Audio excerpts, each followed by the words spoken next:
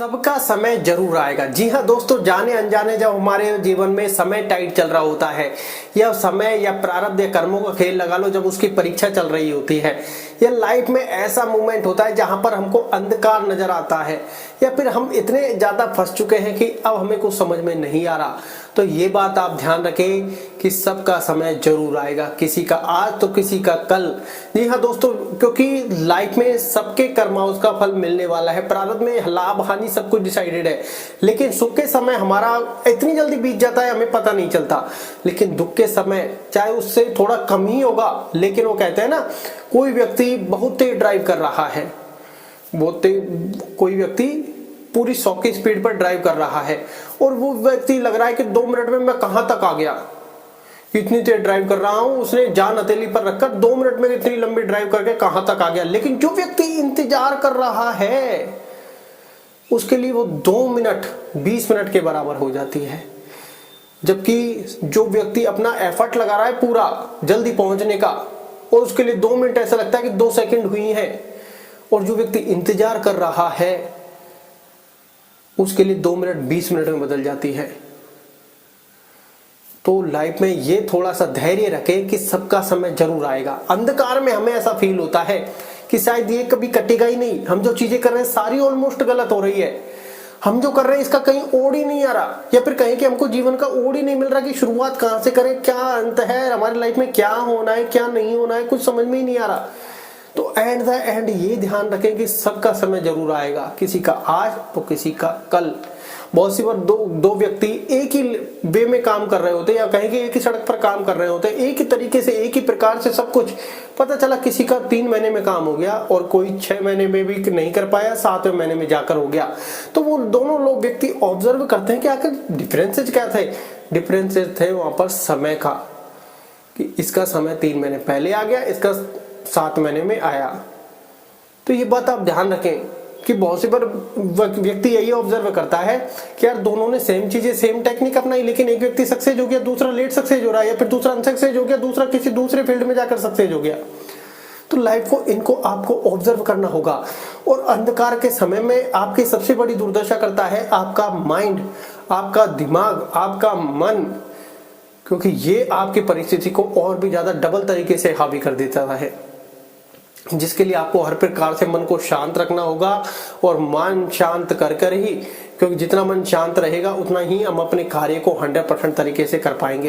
क्योंकि जब तक कार्य को आप 100% तरीके से नहीं करोगे, उसमें कहीं ना कहीं एट द एंड पॉसिबिलिटी थोड़ी डाउन होती है। जब हमें ये फीलिंग आने लग जाए कि कार्य 100% कर रहे हैं, अब होगा नहीं होगा ये ईश्वर के हाथ में है, तब आप देखोगे उस चीज में ऑटोमेटिकली ग्रोथ होने लग जाती है, और जितनी हमने सोची नहीं होती उससे फास्ट ग्रोथ होने लग जाती है। लेकिन हमको वहां पर भी एट द एंड क्या रखना पड़ेगा? पेशेंस, धैर्य, मन को शांत। क्यों? क्योंकि अब चीजें फास्ट हो रही है, लेकिन हमारे अंदर अब सब्र नहीं है, पेशेंस नहीं है, धैर्य नहीं है। तो हमें वो वहां पर रखना ही होगा हर हाल में, क्योंकि अब चीजें हो रही हैं तब भी सब्र नहीं है। नहीं हो रही थी तब सब्र करके बैठे थे।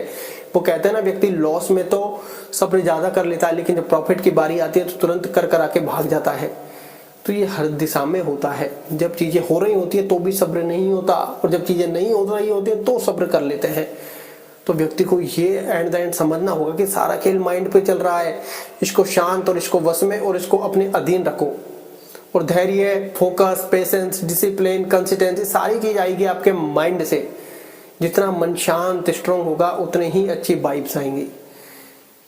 तो इसलिए मेडिटेशन, ध्यान, योग, व्यायाम, प्राणायाम सबसे पहले इनको दीजिए, क्योंकि पहला सुख निरोगी काया। ये जितने स्वस्थ रहेंगे उतनी आपकी लाइफ बेटर होती जाएगी, उतना ही आपके अंदर पेशेंस आएगा, उतने ही सहन शक्ति आएगी, उतना ही आप सोचोगे कि काम हो रहा है धैर्य बनाए रखो, काम हो रहा है धैर्य बनाए रखो, और आपको पता चलेगा कि आप काम भी 100% कर रहे हैं।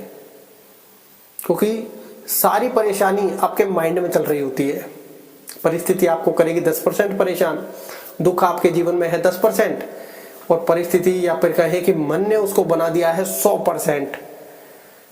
हम किसी चीज को चिंता के लिए बैठ गए और पता चला वो हमारी लाइफ में हो नहीं रही है, लेकिन हम चिंता लेके बैठे हैं, यार हो जाएगी, होगी, पता नहीं कब आएगी, क्या टेंशन आएगी, अब आगे यहाँ से आगे। हम उसको लेकर बैठे और पता चला 6 महीने तक कोई टेंशन ही नहीं आई। पता चला 6 महीने टेंशन के बारे में सोचकर हमने खराब कर दिए, और टेंशन आई तब भी यही सोच रहे हैं तो लाइफ में थोड़ा कहीं के माइंड को इतना कर लीजिए कि छोटी मोटी टेंशन हो तो वो ऊपर नीचे से निकल जाए। आप चाहे उसका समाधान ढूंढ लें, उसके बारे में चिंतन करें, लेकिन चिंता कभी ना करें। तो आपको लाइफ में एहसास होगा इन चीजों का। प्रभु के नाम जप को इतना क्यों कहा गया है? क्योंकि प्रभु के नाम जप में एक ऐसी पॉजिटिव एनर्जी है, एक ऐसी दिव्य शक्ति है जो हमारी आत्मा को शुद्ध करती है, मन के प्रभाव को बदलती है। वो कहते हैं ना, उम्मीद फिर हम अपने आप से नहीं, हमारे ईश्वर से, इष्ट देव से कर रहे होते हैं कि वो हमारा परम पिता है, वही हमारा सखा है, वही हमारा मित्र है, वो हमारी मदद के लिए जरूर आएगा। क्योंकि दुख की परिस्थिति में हम कहीं ना कहीं अकेले सरवाइव कर रहे होते हैं, अकेले लड़ रहे होते हैं। तो ऐसी परिस्थिति में आपको हर प्रकार से माइंड को शांत रखना होगा और ये अपने आप से कहना होगा एक ना एक दिन समय जरूर आएगा। हो सकता है कुछ की लाइफ में 6 महीने में समय आ जाए, कुछ की में 1 साल लग जाते, कुछ की में 2, कुछ की में 5 साल लग जाती है। लेकिन वो व्यक्ति कहीं ना कहीं ये ऑब्जर्व करता होगा कि यार इतने समय तक मैं सर्वाइव कैसे कर रहा हूँ, इतना सामर्थ्य मुझ में नहीं है, लेकिन मैं जैसे तैसे चल रहा हूँ। काम, छोटा मोटा काम मिल रहा है, 2 वक्त की रोटी मिल रही है, जरूरत के टाइम पैसे मिल रहे हैं और टेंशन भी मेरे दिमाग में बैठी है। ऐसा लग रहा है कि दुख भरे जीवन भी चल रहा है। लेकिन व्यक्ति एट द एंड ऑब्जर्व करता है कि मैं चल कैसे रहा हूँ, कि इतना सामर्थ्य मुझ में नहीं था, इतनी शक्ति मुझ में नहीं थी, लेकिन मैं धीरे धीरे लाइफ को, आपको पता चल रहा है आप 1 साल, 2 साल, 3 साल निकाल गए। तो आपको महसूस होगा कि वो दिव्य शक्ति सबके साथ काम कर रही है। हमें ऐसा लगता है कि हम बहुत सी बार भगवान को बुरा बोल देते हैं कि यार है ही नहीं जीवन में। लेकिन जब आप सब जगह से हार गए, जाते कहाँ हैं आप? क्योंकि एट द एंड हमको वही एक दरवाजा खुला हुआ नजर आता है। एट द एंड जब पूरा अंधकार छा जाता है, वहीं एक रोशनी नजर आती है और वो रोशनी के पास जब तुम जाते हो, जब सारा दरवाजा बंद हो जाता है, तब वो रोशनी अपना प्रभाव डालती है। क्योंकि अभी तक आप कहीं ना कहीं उसको चैलेंज कर रहे होते हैं, किसी काम को लेकर इतने श्योर थे कि मैं कर लूंगा इसको, मुझे किसी की आवश्यकता नहीं है। तो कहीं ना कहीं आपने प्रकृति को ही हटा दिया उसमें से कि मुझे किसी की आवश्यकता नहीं है, मैं खुद कर लूंगा। पता चला आप कहीं ना कहीं उस रोल में आ गए जहां पर आप सर्वशक्तिमान, मैं और अहंकार के वश में आ गए हैं। तो ऑब्जर्व करना, क्या इस वजह से आपकी चीजें, आपकी ग्रोथ रुकी हुई है? अगर हाँ, तो सबसे पहले उसको त्यागिए और परम पिता परमात्मा जो हम सबके साथ एक अदृश्य शक्ति में है, उससे क्षमा याचना करके अपना साथ मदद मांगिए। हे प्रकृति, हे यूनिवर्स, हे प्रभु मेरी मदद कीजिए, तुम्हारे सिवा मेरा कोई नहीं। तब आपको एहसास होगा कि आपकी चीजें बदलने लगी है, आपके माइंड का प्रेशर कम होने लगा। इसलिए नाम जप को उच्चतर, या कहे कि नाम जप में असीम शक्ति है। व्यक्ति खुद ऑब्जर्व करता है कि यार इतने टाइम में सरवाइव नहीं कर सकता, ये नाम जप मैं करता था और पता चल रहा है कि उसी से काम हो रहा है। तो आप पेशेंस भी रखेंगे, आप पॉजिटिव एनर्जी के साथ भी रहेंगे, आपको लगेगा कि आपका माइंड भी बैलेंस है, माइंड शांत भी है। आपको पता चलेगा कि आप पेशेंस रख के बैठे हैं, आपको पता चलेगा कि सारे कार्य हो रहे हैं। फिर आप इन शक्तियों को ऑब्जर्व करते हैं और कहीं ना कहीं हमारे जो जीवन में हम एक मैं और अहंकार भरे जीवन से निकल जाते हैं। हमारे जीवन में एक शून्य आ जाता है, कहीं कि 0। यहाँ से व्यक्ति जब मैं और अहंकार, द्वेष, क्रोध, ईर्ष्या हटती है तो कहीं ना कहीं 0 फील करता है कि हाँ, मैं सिर्फ कर्म कर सकता हूँ, बाकी मेरे कुछ हाथ में नहीं है, वो मेरे प्रभु के हाथ में है। तो वो जो करेगा अच्छा करेगा। आपको ऐसा एहसास होगा कि ऑटोमेटिक आपके 50% जो बुरे विचार थे वो हट गए। कभी ऑब्जर्व करना, ऑटोमेटिक तुरंत ऐसा फील होगा। और जब आप खुद को ऐसा शून्य फील करेंगे तो शून्य का चक्र सबसे ऊपर होता है। जो ऊपर सहस्त्रार चक्र होता है उसको शून्यात्र चक्र भी बोलते हैं। वो प्रभु से मिलन वाला सीधा होता है।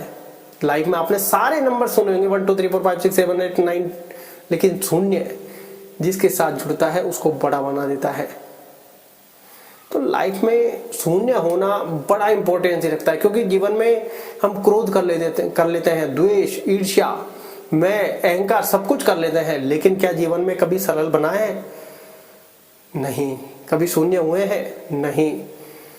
कभी श्रद्धा के साथ प्रभु के स्मरण के लिए गए हैं? नहीं। क्योंकि हम प्रभु के सामने हाथ तो जोड़ रहे होते हैं, लेकिन माइंड में थॉट प्रोसेस पता नहीं कौन कौन सी कल्पनाएं चल रही होती है। शून्य होने के बाद इन चीजों में क्लियरिटी आती है।